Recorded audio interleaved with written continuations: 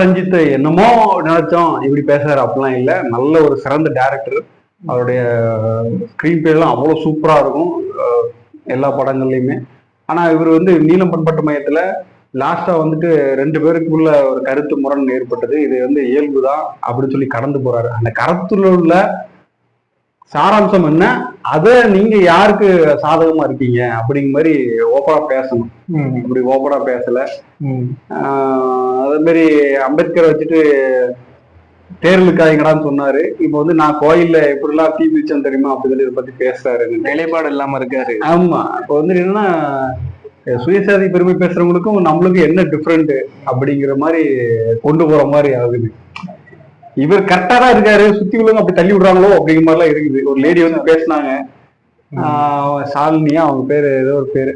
அவங்க வந்து பேசினாங்க அம்பேத்கரியத்தை சேர்ந்தவங்க, அம்பேத்கரியத்தை சேர்ந்தவங்கிறாங்க. ஆனா ஏடிஎம்கே காரங்கிறாங்க ஒரு இல்ல. ஏன்னா கட்டவர்களோ தலையோ அந்த அந்த ஒரு சொல் எதுக்காக சொல்லப்பட்டது, அது அந்த சொல்லும் போது யாருக்கு எரியணும் தெரியணும்.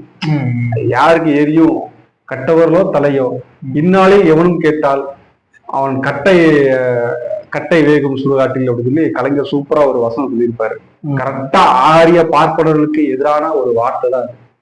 பார்ப்பனியம் அப்படிங்கிறது ஒன்லி ஆரியத்துக்கான ஒரு சொல்லலாம் கிடையாது. எவன் ஒருத்தன் தன் ஜாதிய பெருசா பேசிட்டு மற்ற ஜாதிகளுக்கு தாழ்த்தப்பட்ட ஜாதி அப்படின்னு சொல்லி எந்த ஒரு இனமா நினைச்சாலும் சரி, எந்த ஒரு ஜாதி பற்று ஜாதி தழுவுதல் எதா இருந்தாலும் சரி, அவன் வந்துட்டு பார்ப்பன மெண்டாலிட்டி உள்ளதான், பார்ப்பனை சிந்தனை உள்ளவன் தான். ஸோ வந்துட்டு இடதுசாரியோட சிந்தனையை, கம்யூனிஸ்ட் இயக்கத்தையும் அந்த அம்மா போற போக்குல துச்சமா பேசுது. அதுக்கப்புறம் திராவிட இயக்கத்தையும் துச்சமா பேசுது. இந்த மாதிரி பெரியார் சம்பந்தமான உள்ள இதெல்லாம் பெரியார் ஒதுக்கிட்டு தமிழ்நாடு அரசியலே கிடையாது. பாரஞ்சித் என்ன கேட்கறேன்னா, நான் உடல்ல உள்ள நான் இல்ல நீ தான் விட்ட அப்படிங்காரு. நான் மேல நான் கீழங்கிறது இதுக்கு எந்த டிஃபரெண்ட்டுமே இல்லை. அப்புறம் இவங்க இன்னொரு இடதுசாரி சிந்தனை உள்ளவங்க ஒரு சொல்லாடல எடுத்து வராங்க. இளையராஜாவை யாரு இது பண்ணா, இளையராஜா வந்துட்டு அம்பேத்கரோட மோடியை இணைச்சு பேசினார. இது வந்துட்டு சரியான ஒரு வாதமா இருந்தா இதை பத்தி நம்ம வந்து எதிர்குரல் கொடுக்கணுமா வேண்டாமா? இல்ல அப்படி இல்ல அவன் யாரு அப்படிங்கிற மாதிரி சொல்லி வச்சுட்டா உங்களுக்கும் ஜாதி பற்றுள்ள ஆள்களுக்கும் என்ன வித்தியாசமா இருக்குன்னு பாத்துக்கங்க.